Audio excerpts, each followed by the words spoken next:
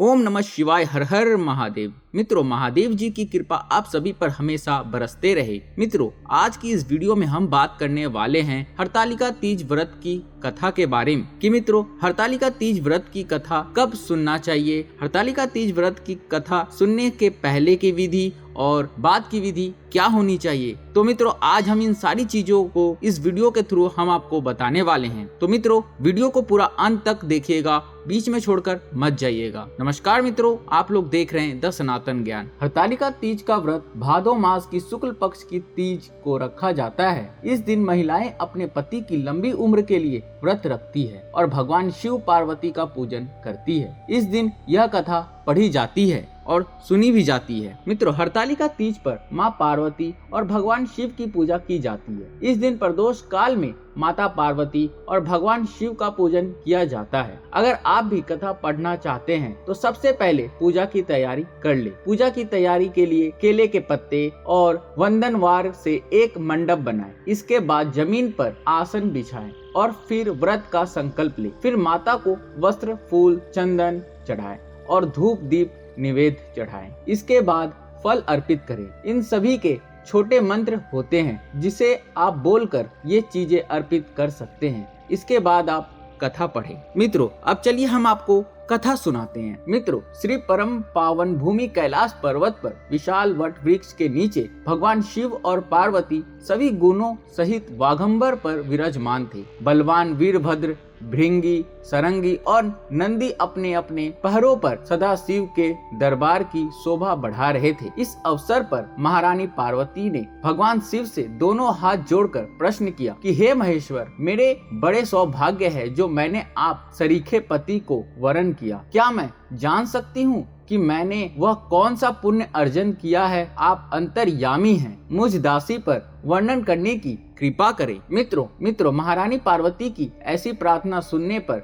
शंकर जी बोले, तुमने अति उत्तम पुण्य का संग्रह किया था जिससे मुझे प्राप्त किया है। वह अति गुप्त व्रत है, लेकिन मैं तुम्हें बताता हूँ। वह व्रत भादो मास के शुक्ल पक्ष की तीज के नाम से प्रसिद्ध है। यह व्रत ऐसा है, तारों में चंद्रमा, 9 ग्रहों में सूर्य, वर्णों में ब्राह्मण, देवताओं में गंगा, पुराणों में महाभारत, वेदों में साम, इंद्रियों में मन होता है, इतना श्रेष्ठ है। उन्होंने बताया कि जो तीज हस्त नक्षत्र पड़े तो वह बहुत पुण्यदायक मानी जाती है। ऐसा सुनकर माता पार्वती जी ने कहा कि मैंने कब और कैसे तीज व्रत किया था, विस्तार से सुनने की इच्छा है। इतना सुनते ही शंकर जी बोले, भाग्यवान उमा भारत वर्ष के उत्तर में हिमाचल श्रेष्ठ पर्वत है, उसके राजा हिमाचल है। वही तुम भाग्यवती रानी मैना से पैदा हुई थी। तुमने बाल्यकाल से ही मेरी आराधना करना शुरू कर दिया था। कुछ उम्र बढ़ने पर तुमने सहेली के साथ जाकर हिमालय की गुफा में मुझे पाने के लिए तप किया। तुमने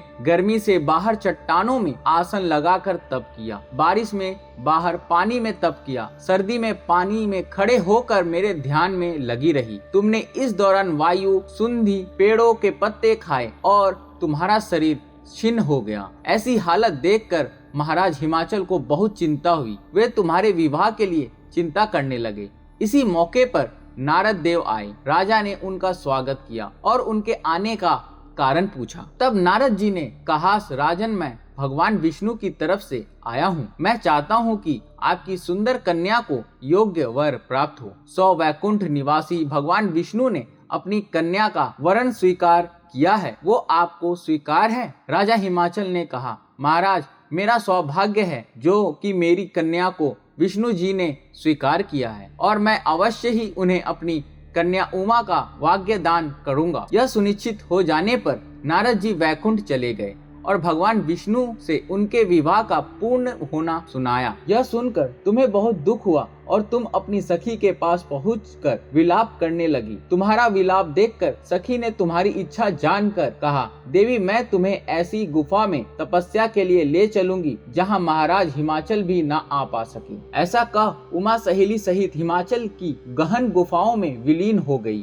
तब महाराज हिमाचल घबरा गए और पार्वती को ढूंढे हुए विलाप करने लगे कि मैंने विष्णु जी को जो वचन दिया है वो कैसे पूरा हो सकेगा। ऐसा कहकर बेहोश हो गए। उस समय तुम अपनी सहेली के साथ गहन गुफा में पहुंच बिना अन्न और जल के मेरे व्रत को आरंभ करके नदी की बालू का लिंग लाकर विविध फूलों से पूजन करने लगी थी। उस दिन भाद्र मास की तृतीय शुक्ल पक्ष हस्त नक्षत्र था। तुम्हारी पूजा के कारण मेरा सिंहासन हिल उठा और मैंने जाकर तुम्हें दर्शन दिए। वहां जाकर मैंने तुमसे कहा, हे देवी, तुम्हारे व्रत और पूजन से अति प्रसन्न हूँ। तुम मुझसे अपनी इच्छा मांग सकती हो। इतना सुन तुमने लज्जित भाव से प्रार्थना की कि आप अंतर्यामी हैं, मेरे मन के भाव हैं, आपसे छिपे नहीं हैं, आपको पति रूप में पाना चाहती हूँ। इतना सुनकर मैंने तुम्हें एवमस्तु इच्छित पूर्ण वरदान देकर अंतर ध्यान हो गया। उसके बाद बालू मूर्ति विसर्जित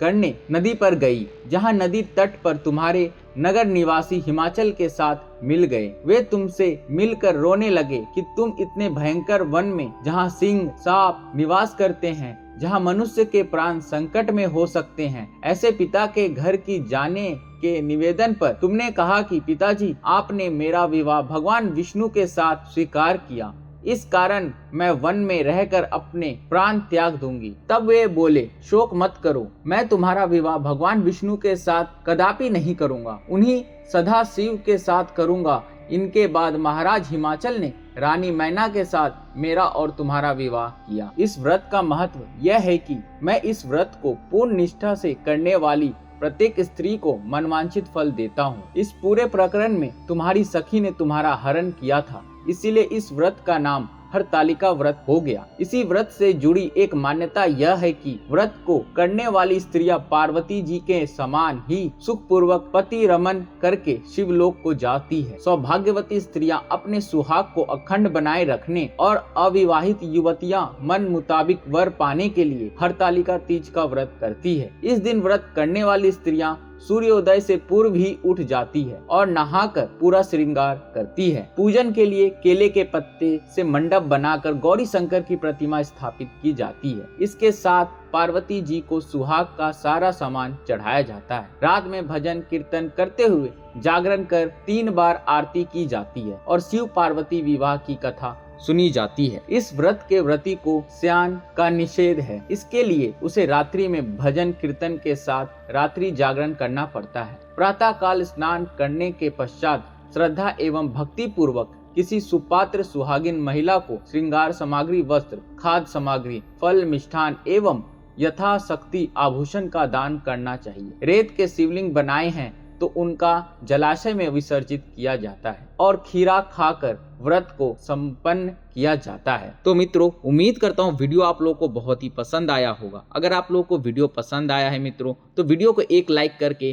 कमेंट बॉक्स में हर हर महादेव अवश्य लिख देना। और अगर आप लोग चैनल पर नए हैं, चैनल को अभी तक सब्सक्राइब नहीं किए हैं, तो चैनल को सब्सक्राइब अवश्य कर लीजिए, बेल आइकन जरूर दबा दीजिए, ताकि इसी तरह की ज्ञान की वीडियो सबसे पहले आपको देखने को मिलते रहे। तो मिलते हैं हम अगली वीडियो में मित्रों, एक नई जानकारी के साथ, एक नई ज्ञान के साथ, एक नए थॉट्स के साथ। तब तक के लिए नमस्कार मित्रों।